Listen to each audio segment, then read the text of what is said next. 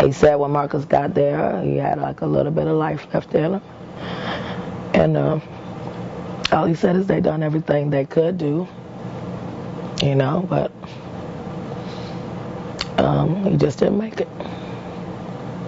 It's a gunshot wound to the chest. That's what the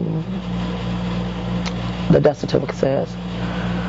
I didn't leave there until I seen for myself that it was him, because I thought it might have been a mistake. Sitting on the bench, he was putting his cleats on, and I was putting my cleats on. He was getting ready to go out.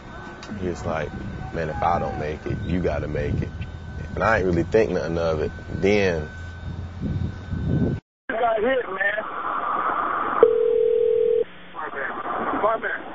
Barman. Brunswick County 911, what's your emergency?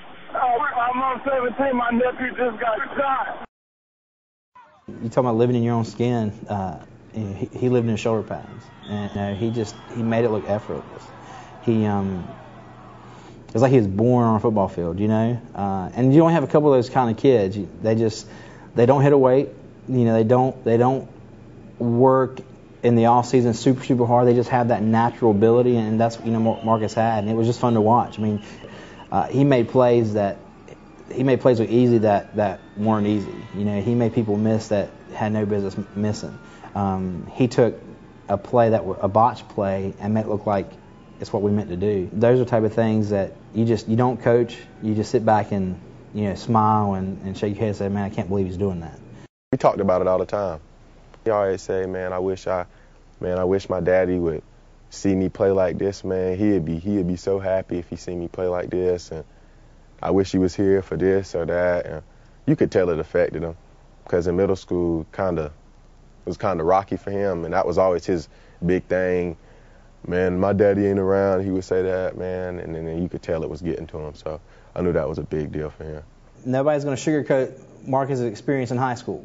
He had some ups and downs, but by his senior year, he had kind of gotten it together, and he said, I want to graduate, I want to play football, I want to, try to pursue this beyond high school. And that was like a kid in a candy store when it came to football, man. He was very, very into it. I mean, and it helped him.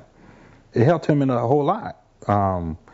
Being on that field, you can run that ball and run some of that frustration out, putting it all behind you, just running. If I had to take a wild guess, I would think every time Marcus had a ball in his hand, he was running towards his goal. He was running towards his future. When he was here, it was never this quiet.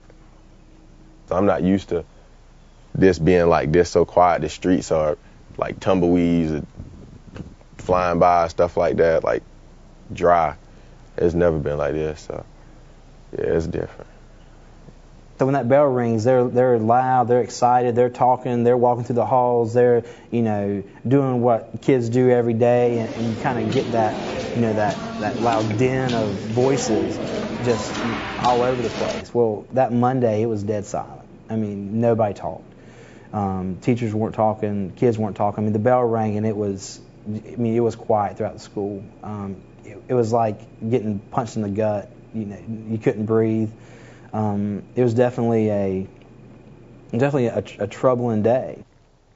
I don't know when the healing process starts. I really don't. I really don't think it is a such thing as a healing process without works.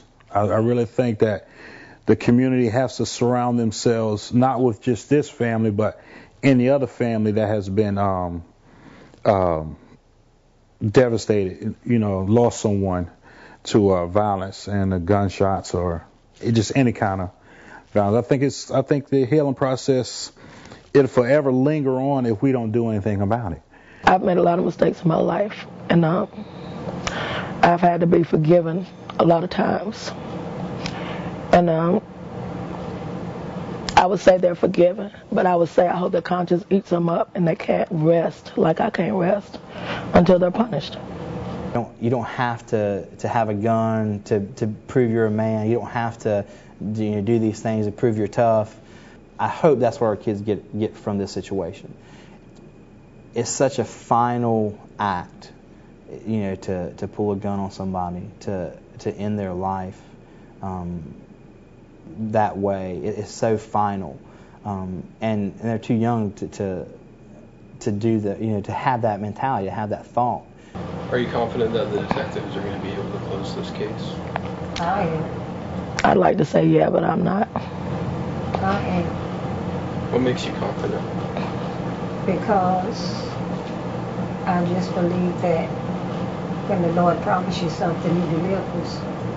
And He promised me that.